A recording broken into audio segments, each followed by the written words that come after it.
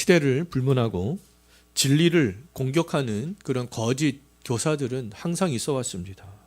그 거짓 교사들의 특징 가운데 하나가 뭐냐면 이미 세워진 교회에 어느 날 갑자기 가만히 들어와서 거짓 말씀을 전하면서 기존의 성도들을 현혹시키는 건데요.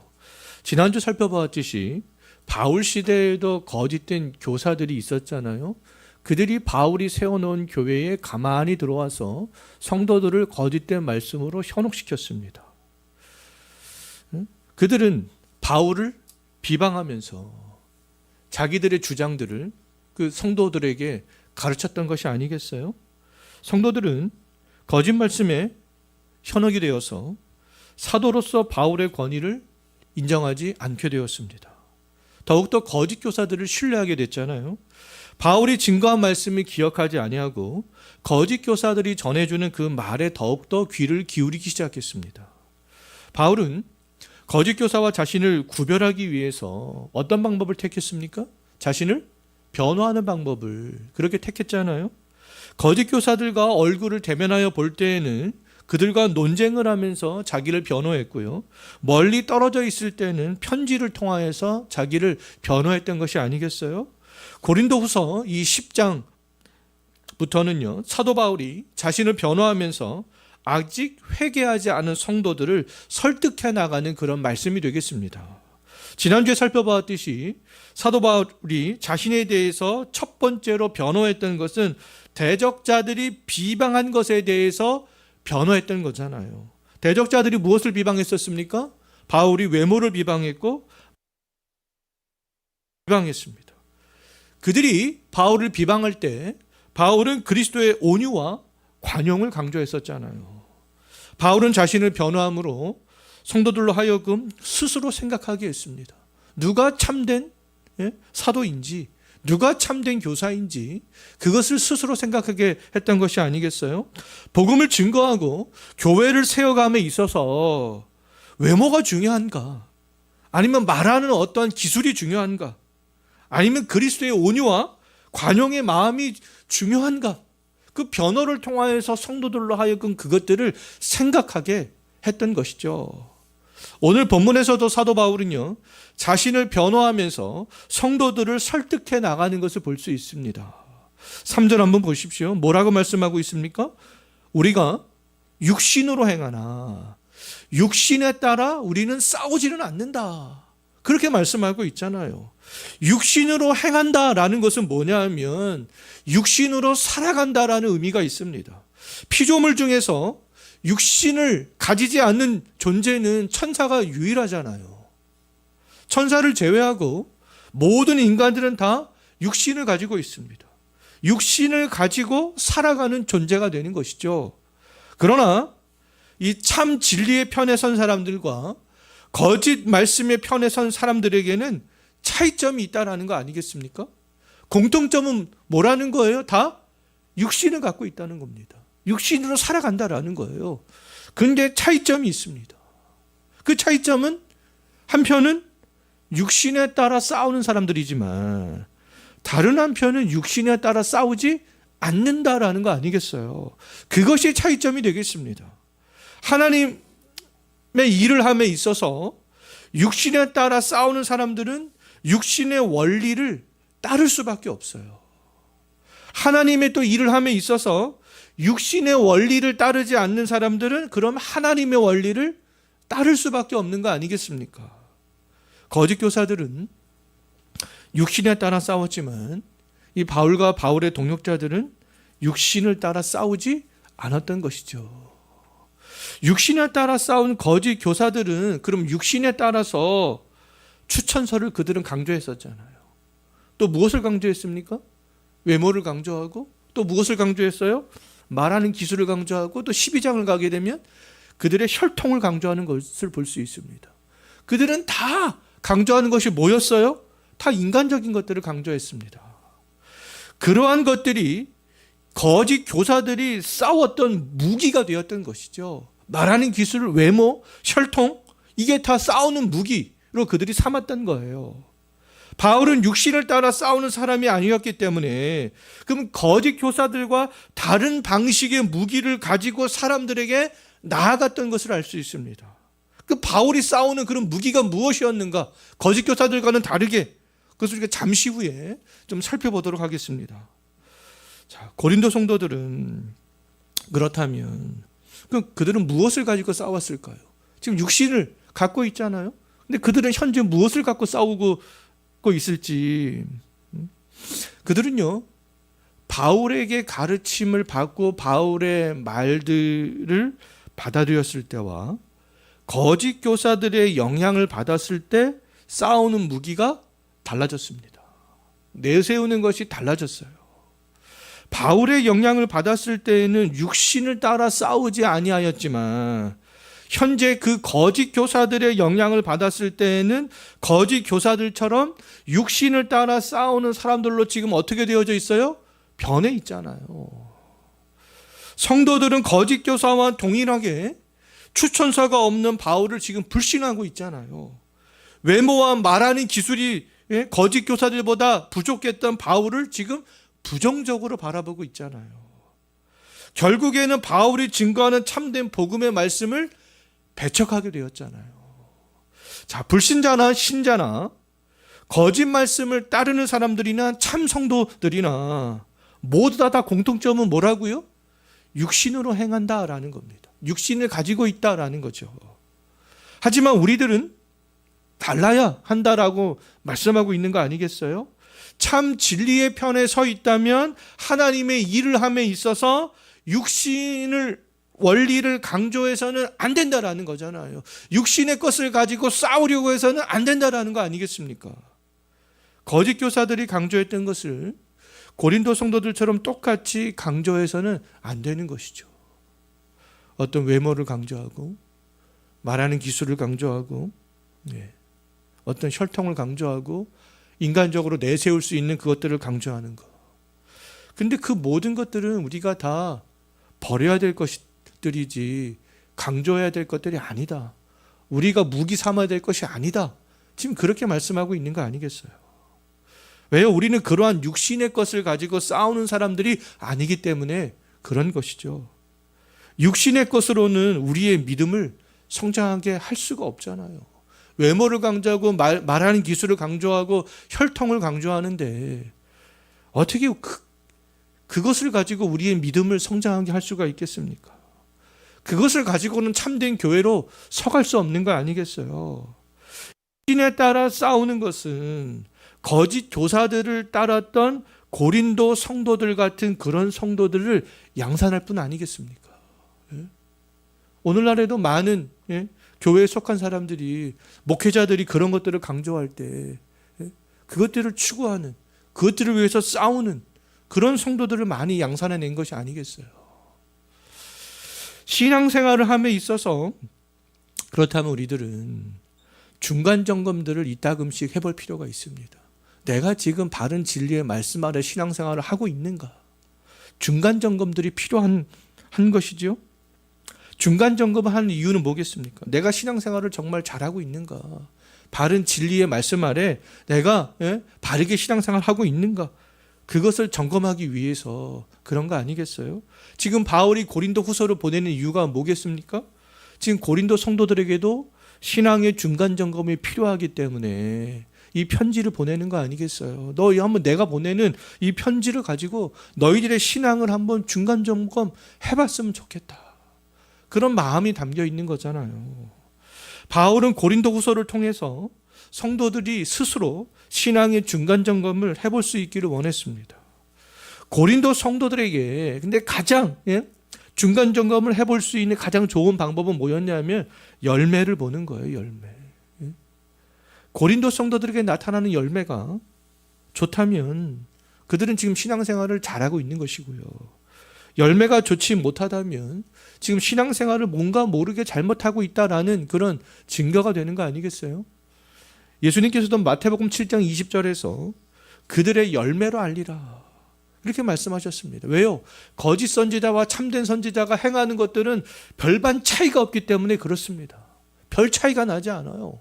근데 열매에 있어서는 차이가 극명하게 난다라는 거 아니겠습니까? 예? 거짓, 오늘날에도 이단이라고 말하는 사람들 말하는 거 이런 것들은 별 차이가 없습니다. 근데 열매를 맺는 거 보면은 잘할 수 있어요. 예? 열매를 맺는 거. 그리스도의 참된 말씀은 회복시키는 거잖아요. 우리의 영혼을 회복시키고 깨어진 가족의 관계도 회복시키고 다른 사람 이웃과의 관계도 회복시키고. 근데 이단들은 자꾸만 자기 폐쇄적으로 변하는 거 아니겠어요? 깨트려 버리는 거 아니겠습니까? 거짓 선지자가 좋은 열매를 맺을 수 없고 참 선지자는 나쁜 열매를 맺을 수밖에 없는 거 아니겠습니까? 아니, 나쁜 열매를 맺을 수가 없는 거 아니겠어요? 참 선지자는 좋은 열매를 맺을 수밖에 없습니다. 가시나무가 포도를 맺을 수 없고 엉겅퀴에서 무화과를 딸 수 없는 거 아니겠습니까? 현재 고린도 성도들에게 나타난 열매가 어땠어요? 좋지 못했죠. 열매가 좋지 못한 이유는 그들이 거짓 교사들의 말에 현혹되었기 때문에 그렇습니다. 고린도 성도들은 자기들에게 복음을 전해준 그 바울을 지금 배척하고 있잖아요. 외모로 바울과 바울의 동역자들을 지금 판단하고 있습니다. 성도로서 해야 될 연보를 지금 얼마 동안 하지 않고 있어요? 1년 동안 하지 않고 있잖아요. 성도들이 처음부터 지금까지 참 진리의 말씀을, 바울이 증거했던 말씀을 잘 따랐다면 그들의 신앙은 지금 성장했어야 되는 거 아니겠어요? 그리스도의 온유의 마음으로 더욱더 가득 차고 관용하는 마음으로 더욱더 가득 차고 그랬어야 되는 거 아니겠습니까? 왜냐하면 성경은 디모데후서 3장 16절에서 말씀하고 있듯이 하나님의 감동으로 된 것으로 교훈과 책망과 바르게 함과 의로 교육하기에 유익하기 때문에 그렇습니다. 그들이 지금까지 바울이 전해진 복음의 말씀을 따랐다면 그 말씀으로 교훈을 받았겠죠. 책망을 받았겠죠. 바른 길로 인도함을 받았겠죠. 의로 교육을 받았겠죠. 그럼 신앙의 중간 점검을 했을 때 그들이 어떻게 되었을까요? 디모데후서 3장 17절에서 말씀하고 있듯이 온전하게 되었을 뿐만 아니라 모든 선한 일을 행할 능력을 지금 갖추고 있을 것이 아니겠어요. 그런데 성도들은 지금 하나님에게서 멀어졌습니다. 교회에서 멀어졌어요. 복음을 전해준 바울을 배척했습니다. 성도로서 해야 될 그런 봉사의 직무들을 하지 않고 있죠. 가난한 성도들에 대한 1년 전에는 바울을 따랐을 때는 가난한 성도들, 예루살렘 성도들을 향한 마음이 있었지만 지금은 거짓 교사들의 영향 때문에 가난한 성도들을 돕고자 하는 마음이 사라져버렸잖아요.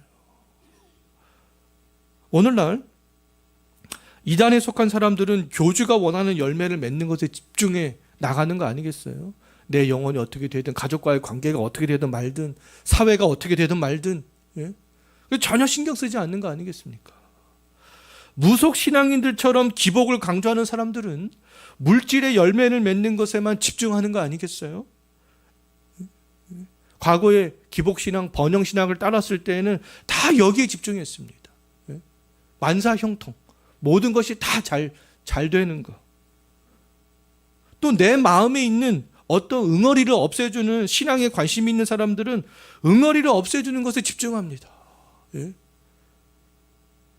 그들에게는 마음의 응어리를 없애주는 것이 그들에게는 복음이 돼요, 복음이.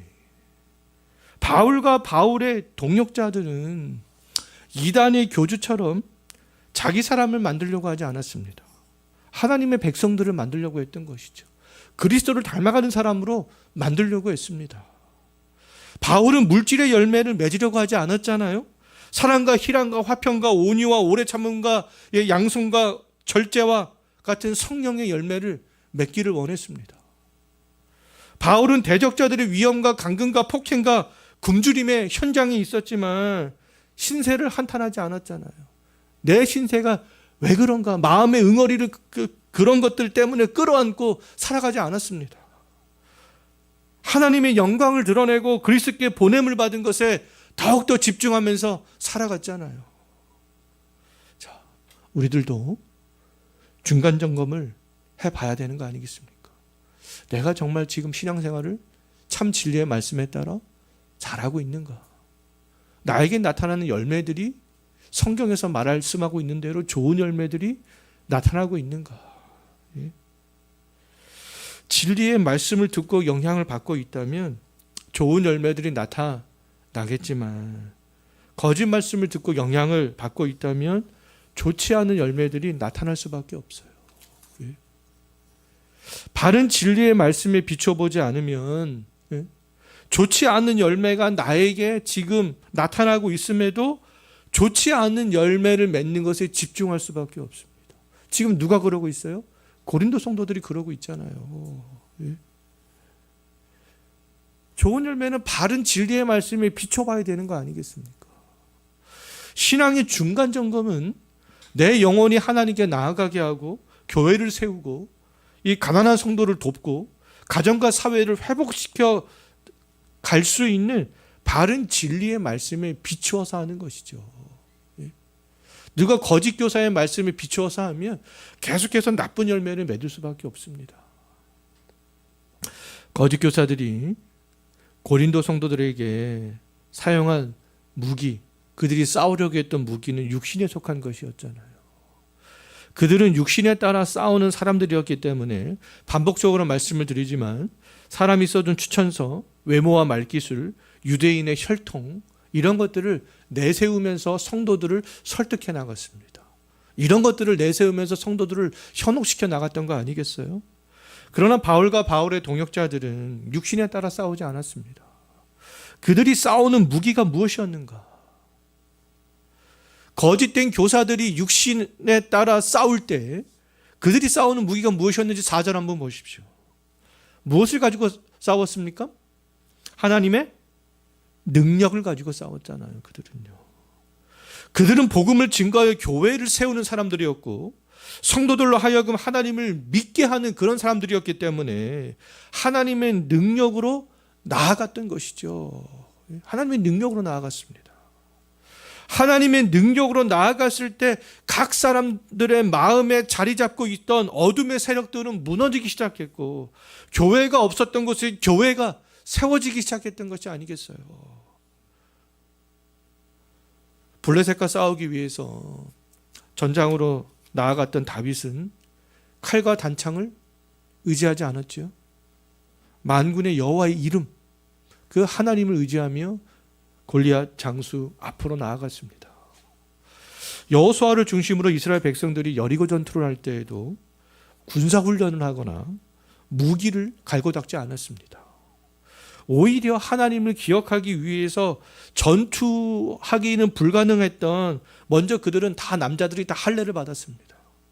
그리고 하나님을 기억하기 위해서 유월절 의식을 행했던 거죠. 여호수아와 이스라엘 백성들은 무기를 가지고 여리고 사람들과 싸우지 않았잖아요. 능력이 많으신 하나님의 말씀을 믿고 그 말씀대로 나팔을 불면서 여리고성을 돌았습니다.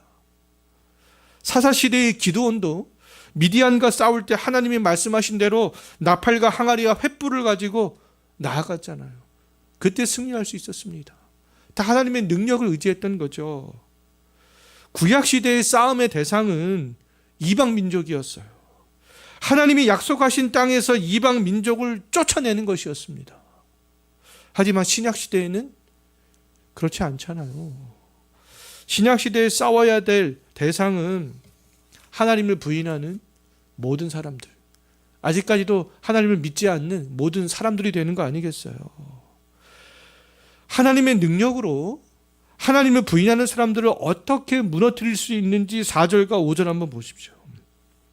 구약시대의 하나님의 능력은 골리앗과 여리고성과 미디안 족속들을 무너뜨렸지만 신약시대의 하나님의 능력은 무엇을 무너뜨린다고 되어져 있어요? 세상에 있는 모든 이론을 다 무너뜨린다. 하나님을 아는 것을 대적하여 높아진 그것들을 다 무너뜨린다. 싸우는 대상이 다른 거죠. 구약시대와 신약시대는요. 사람들이 하나님을 대적하는 이유는 세상의 이론으로 가득 차 있기 때문에 그렇습니다. 철학, 교육, 정치, 문화 이런 것들을 말하지 않아도 모든 사람들은 이미 직간접적으로 이러한 세상의 모든 이론들에 다 영향을 받고 있어요. 어떤 이론들은 배움을 통해서, 또 어떤 이론들은 나도 모르는 사이에 듣고 보는 것을 통해서 그렇게 쌓이기도 하잖아요. 그래서 창조주 하나님의 방식이 아닌 자기만의 방식으로 세상을 바라보고 세상을 만들어 가려고 하고 있습니다. 그래서 하나님을 대적하는 거 아니겠어요? 자기가 배웠던 이론, 자기가 쌓았던 이론이 하나님보다 더 높다고 생각하기 때문에 그런 거 아니겠습니까? 그런데 하나님의 능력은 그 모든 이론들을 다 무너뜨릴 수 있다. 이렇게 말씀하고 있습니다. 하나님은요, 바울이 가지고 있던 유대교적 이론들을 다 무너뜨렸잖아요. 그래서 바울을 변화시켰던 거 아니겠어요? 헬라 사상과 문화와 수많은 우상을 섬기던 삶의 방식이 깊이 젖어 있던 고린도 성도들을 변화시켰던 거 아니겠습니까? 그들이 가지고 있었던 세상에서 쌓아왔던 이론들을 바울이 전해준 복음으로 말미암아 다 무너졌던 거 아니겠어요? 신약 시대의 하나님의 능력은 영혼을 변화시키는 복음에 있습니다. 세상의 이론으로 가득 차 있는 생각을 변화시키고 하나님을 대적하는 생각을 변화시키는 그 능력이 그리스도의 복음에 있는 것이죠. 그렇다면 믿지 않는 우리의 남편도 우리의 가족들도 그 무엇으로 그들이 변화될 수 있다라는 겁니까? 하나님의 능력이 나타난 복음으로 변화될 수 있는 거 아니겠어요? 그들에게는 지금 세상의 이론으로 가득 차 있기 때문에 하나님을 멀리하고 하나님을 대적하는 거 아니겠습니까? 그런데 그것을 무너뜨릴 수 있다라는 것이죠. 복음의 하나님의 능력을 나타내신 궁극적 목적 때문인데요. 그 목적을 5절에서 뭐라고 했는지 보십시오. 뭐라고 말씀하고 있어요? 5절에서요. 그리스도께 복종시키는, 그것이 무너져야 그리스도께 복종할 수 있는 거 아니겠습니까? 내가 쌓아왔던 삶의 방식이, 그 생각이 무너져야 그때야 비로소 그리스도께 복종이 되는 거죠. 그것은 그리스도의 복음으로만 그것들을 다 무너뜨릴 수 있다라는 거 아니겠습니까? 하나님을 대적하여 높아진 모든 것들을 무너뜨리고 모든 생각을 바로잡아 그리스도에게 복종하게 하는 거예요. 그러기 위해서 싸우는 겁니다. 근데 거짓 교사들은 이것이 아니었기 때문에 싸우는 무기가 달랐던 거죠. 인간적인 것들로 싸웠던 거예요. 근데 바울은 싸우는 목적이 사람들로 하여금 그리스도께 복종하게 하는 것이 목적이었기 때문에 오직 하나님의 능력, 그 능력이 나타난 예수 그리스도의 복음, 그것만을 가지고 나아갔던 거 아니겠어요? 그것만을 가지고 나아갔을 때 사람들이 갖고 있던 이론들을 다 무너뜨려 버렸던 거 아니겠습니까?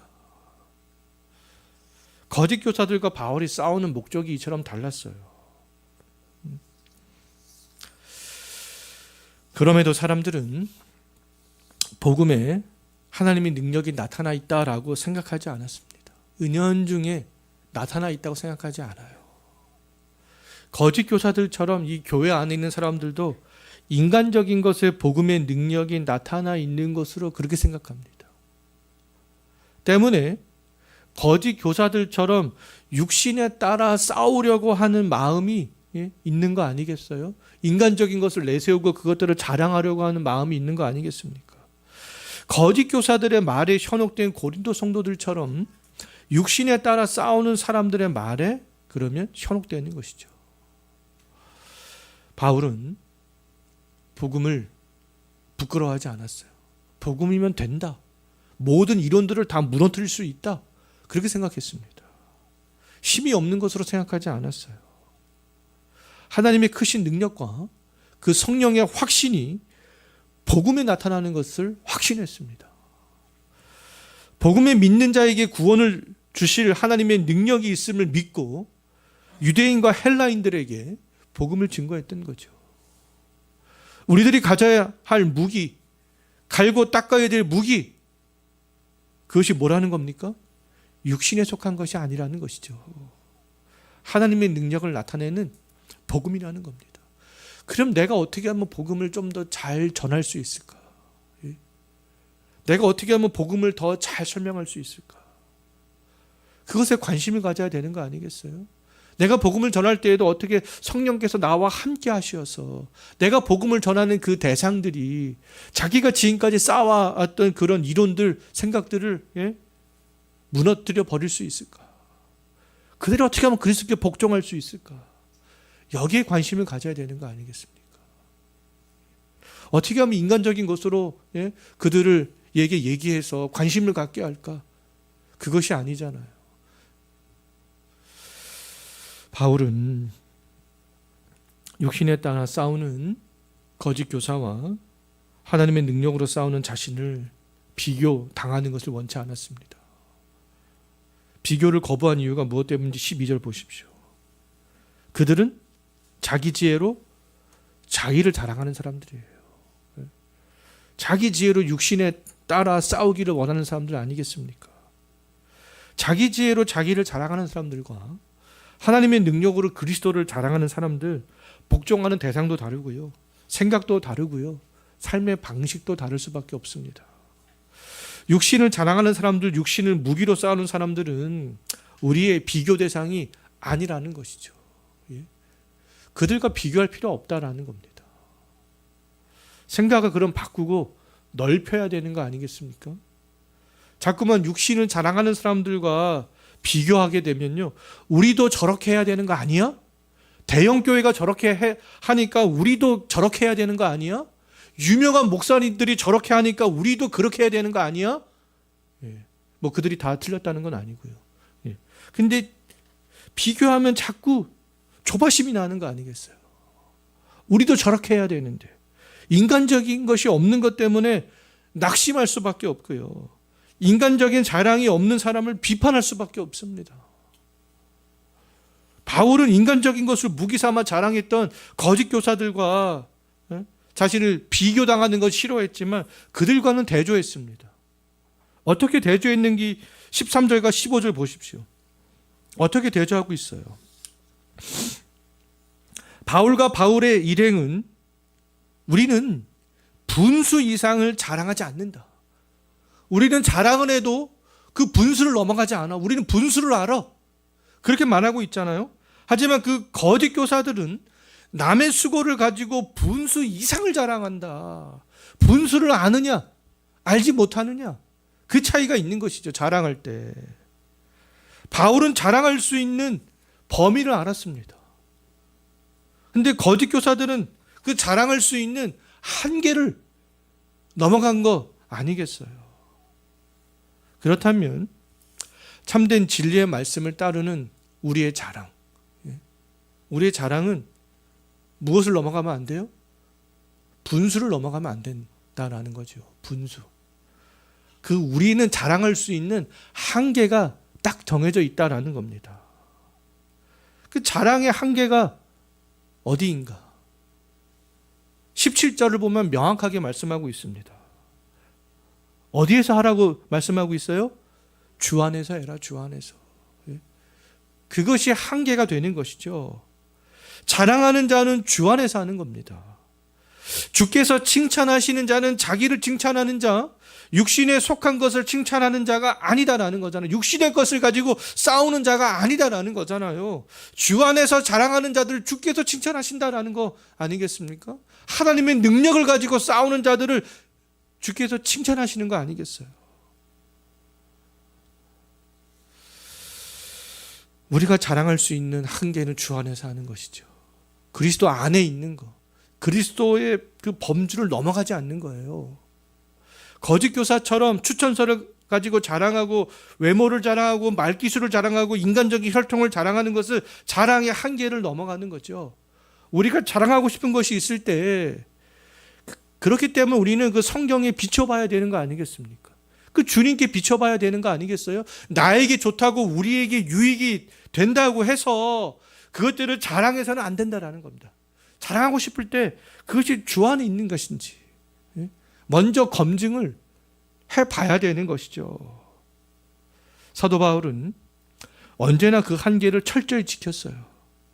고린도에 와서 복음을 증거할 때도, 고린도를 향해서 나아갈 때도 하나님이 정해주신 그 한계를 넘어가지 않았습니다. 그 한계의 범위 안에서 했어요. 그러나 지금 거짓 교사들은 그렇지 않잖아요. 그 한계를 넘어가고 있는 거 아니겠습니까? 분수 이상을 자랑했잖아요. 주 안에서 자랑하지 않았습니다. 주 안에 세워진 교회의 침투에 들어와 분수 이상을 성도들에게 자랑했던 거죠. 바울이 세워놓은 그 고린도 교회에 가만히 들어와서 마치 자기들이 주인인 것처럼 행세했고 자기들의 말씀의 권위자인 것처럼 그렇게 행동했던 거 아니겠습니까? 우리들도 자랑하고 싶은 것이 있을 때 그 자랑이 정말 주 안에 있는 것인지 주 밖에 있는 것인지 생각을 해봐야 되는 것이죠. 육신에 따라 싸우면서 육신을 자랑하는 사람들은 자기를 칭찬하는 사람들이지 주께서 칭찬하는 사람들이 아니잖아요. 자랑의 한계를 넘어간 사람들입니다. 주께 칭찬받는 자가 되기를 원한다면, 네? 주께 칭찬받는 자가 되기를 원합니다. 많이 기도하잖아요. 근데 너무 그거를 추상적으로 생각해서는 안 됩니다. 네? 주께서 칭찬받는 자가 되기를 원한다면 육신에 따라 싸우면서 인간적인 것을 자랑해서는 안 된다라는 거 아니겠어요? 주께 칭찬받는 자가 되기를 원합니다라고 그렇게 기도하면서도 실제적으로 육신의 것들을 자랑하는 사람들이 얼마나 많아요. 주 밖에 있는 것들을 자랑하는 사람들이 얼마나 많습니까? 또 교회 와서는 막 주께 칭찬받는 자가 되기를 원합니다. 또 이렇게 기도합니다. 근데 또 나가서는 주 밖에 있는 자랑들을 하는 사람들이 얼마나 많아요. 말씀과 삶이 분리가 되는 거 아니겠습니까? 인간적인 자랑으로는 사람들로 하여금 그리스도께 복종하는 사람이 될 수 없습니다. 복종하는 사람이 될 수 없어요. 모든 이론과 하나님을 대적하는 높아진 것을 무너뜨릴 수 있는 유일한 무기는 하나님의 능력이 나타난 복음이 되겠습니다. 그리스도께서 칭찬하는 자는 자신의 분수를 넘어가지 않고 오직 그리스도의 복음만을 자랑하는 사람들이죠. 바울은 주께서 칭찬하는 자가 육신에 따라 싸우는 거짓 교사들이 아니라 하나님의 능력으로 싸우는 자신이라는 것을 지금 강조했잖아요. 왜 강조했습니까? 이것도 이렇게 강조함으로 자신을 변호하는 거죠. 우리 지난주에 바울이 자기를 변호하는 대적자들의 비난에 대해서 변호하는 거. 또 오늘은 그들과는 다르게 하나님의 능력으로 싸우고 주 안에서만 자랑하는 자기를 변호하는 것들을 살펴봤습니다. 진정으로 우리도 신앙의 중간 점검들을 해 나가면서 바울이 자랑한 것들이 우리의 자랑이 되었으면 좋겠고요. 바울이 고린도후서를 말씀한 그 말씀들이 우리의 신앙생활하는 모범이 되었으면 좋겠습니다. 우리 기도하겠습니다.